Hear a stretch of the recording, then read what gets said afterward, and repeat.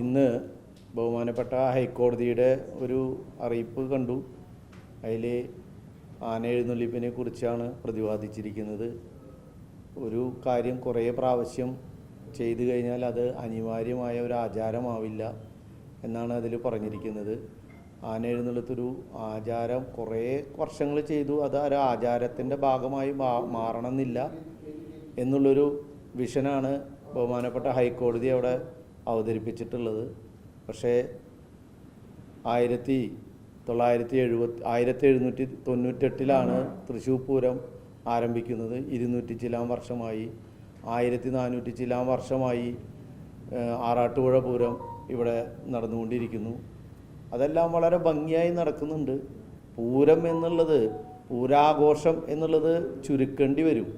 വെറും ആചാരപരമായി തിരുവമ്പാടി ക്ഷേത്രത്തിലും ഗുരുവായൂരിലൊക്കെ നടക്കുന്ന പോലല്ലേ അത് ഒരു ശിവേലി പോലെ ഒരു ആനപ്പുറത്ത് ഈ പൂരാഘോഷ ചടങ്ങുകൾ നടത്തേണ്ടി വരും. അതാണ് ബഹുമാനപ്പെട്ട കോടതി ഉദ്ദേശിക്കുന്നത് എനിക്ക് തോന്നുന്നു. അല്ലാണ്ട് നമ്മുടെ ഈ ആൾക്കാരൊന്നും ഇനി കൂടുതൽ ഇതിൽ പങ്കെടുക്കേണ്ട, ആചാര ലംഘനം നമുക്കിപ്പോൾ ഇത് അനിവാര്യമല്ല എന്ന് കോടതി പറയുമ്പോൾ ഇത്രയേ പറ്റുള്ളൂ. 3 മീറ്റർ അകലം ഒക്കെ അത് പാലിക്കണം, പുതിയ വന്നിട്ടുള്ള എല്ലാ നിയമങ്ങളും പാലിക്കണം എന്ന് പറയുമ്പോൾ നമുക്കതിൻ്റേതായ തടസ്സങ്ങൾ അവിടെ വരികയാണ്. ബഹുമാനപ്പെട്ട കോടതിനെ നമ്മൾ എന്താ പറയുക, ഒരു വില കൽപ്പിക്കുന്നില്ല എന്ന തരത്തിലല്ല ചർച്ച പോകേണ്ടത്.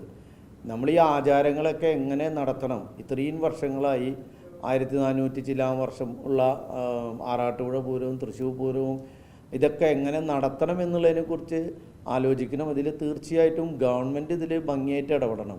തമിഴ്നാട്ടിൽ ജല്ലിക്കെട്ടിന് വേണ്ടി ആ പ്രദേശത്തെ എല്ലാ ജനങ്ങളും എല്ലാ രാഷ്ട്രീയക്കാരും ഗവൺമെൻറ്റും ഒരുമിച്ച് നിന്ന് ആ ഒരു അവകാശം നേടിയെടുത്തു. അപ്പോൾ ബഹുമാനപ്പെട്ട കോടതിയെ, ഹൈക്കോടതി ഇവിടുത്തെ പൂരാഘോഷങ്ങളും പൈതൃകത്തെയും അതിൻ്റേതായ വ്യാപ്തിയിലും അതിൻ്റേതായ ഭംഗിയിലും നടത്തണമെങ്കിൽ ഇത്തരത്തിലുള്ള നിയമം കൊണ്ടുവരുന്നതിൽ കുറച്ച് ഇളവ് വരുത്തേണ്ട ഒരു സാഹചര്യം വന്നിരിക്കുകയാണ്. ആ സാഹചര്യം ബഹുമാനപ്പെട്ട കോടതിയും അതേപോലെ തന്നെ നമ്മുടെ സർക്കാരുകളും ഇടപെട്ട് അതിന് വേണ്ടിയിട്ടുള്ള ഒരു പുതിയൊരു നിയമങ്ങൾ ഉണ്ടാക്കണം. ഇങ്ങനെ ഒരു പ്രത്യേക ഒരു തരത്തിലേക്ക് അനിവാര്യമല്ല എന്ന് പറയുമ്പോൾ നമുക്കത് ക്ഷേത്രം തന്ത്രിമാരുമായി സംസാരിച്ച് ക്ഷേത്രത്തിൻ്റെ ആചാരങ്ങളെ അതിൻ്റെ കാര്യങ്ങൾ തീരുമാനിക്കുന്നത് ക്ഷേത്രം തന്ത്രിമാരാണ്. അവരെ കൂട്ടായ്മ അതിനുവേണ്ടി അതുമായി ആലോചിച്ച് നമ്മൾ കോടതിയിൽ ധരിപ്പിക്കണം. കോടതിയെ ലംഘിക്കാനോ അല്ലെങ്കിൽ കോടതിയെ എതിർക്കാനോ ഒന്നും നമ്മുടെ ഈ സിസ്റ്റത്തിലില്ലല്ലോ. അത് അംഗീകരിക്കുക തന്നെ ചെയ്യണം. പക്ഷേ നമ്മുടെ ആചാരങ്ങളെയും പുരാഘോഷങ്ങളെയും എല്ലാത്തിനെയും അതിൻ്റേതായ അർത്ഥത്തിലെടുത്ത് അതും നടന്നു പോകുന്ന വിധത്തിലേക്ക് കോടതി അതിനു വേണ്ട ഒരു മാറ്റം വരുത്തണം എന്നുള്ള ഒരു അഭ്യർത്ഥനയാണ് ഇതിൽ പറയാനുള്ളത്. ഇന്നലെ തൃപ്പയാറ് ഏകാദശി വളരെ ഭംഗിയായി നടന്നു. ഇനി തൃപ്പൂണിത്തറ ഉത്സവം നടക്കാനുണ്ട്. ഇനി ഇവിടുന്ന് അങ്ങോട്ട് ഉത്സവത്തിൻ്റെ കാലഘട്ടമാണ്. എല്ലാ സ്ഥലത്തും ഇതേപോലെ ആഘോഷങ്ങളും ഇനി എല്ലാവരും അതിനു വേണ്ടി അങ്ങനെ ആ സമയമാവാൻ വേണ്ടിയിട്ട് പൂരാഘോഷങ്ങളുടെയും ആ സമയമാവാൻ വേണ്ടി എല്ലാവരും കാത്തിരിക്കുകയാണ്. അത് സന്തോഷത്തിൻ്റെ ഒരു നാളാണ്, ഒത്തുകൂടലിൻ്റെ ഒരു സമയമാണ്. ആ ഒത്തുകൂടലെല്ലാം ഇല്ലാണ്ടാവും. വെറും ചടങ്ങുമായി മാത്രമായിട്ട് പൂരം നമ്മൾ മഠത്തിലേക്കുള്ള വരവ് ഒരാനപ്പുറത്ത് വരുന്നു, ആ ഒരാനപ്പുറത്ത് അതേപോലെ തിരിച്ച് കുടമാറ്റം എന്ന് പറഞ്ഞാൽ ആ ഒരു ചടങ്ങില്ലാണ്ടാവുന്നു. എല്ലാം അവിടെ അതിൻ്റെ ഭംഗിയും പ്രൗഢിയും ഒക്കെ ഇല്ലാണ്ടാവുകയാണ്. ഇത് ബഹുമാനപ്പെട്ട കോടതിയെ ധിക്കരിക്കുക. ഈ വാക്കുകളിൽ എന്ത് തെറ്റുപറ്റി ക്ഷമിക്കണം.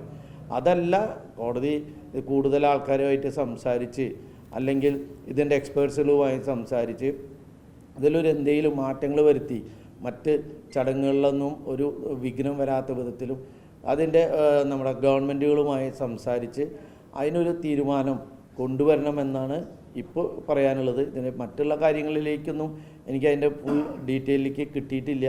പെട്ടെന്ന് പ്രതികരിക്കാൻ പറഞ്ഞപ്പോൾ അത് പ്രതികരിച്ചു. മറ്റുള്ള കാര്യങ്ങൾ പിന്നീട് തീരുമാനിക്കാം.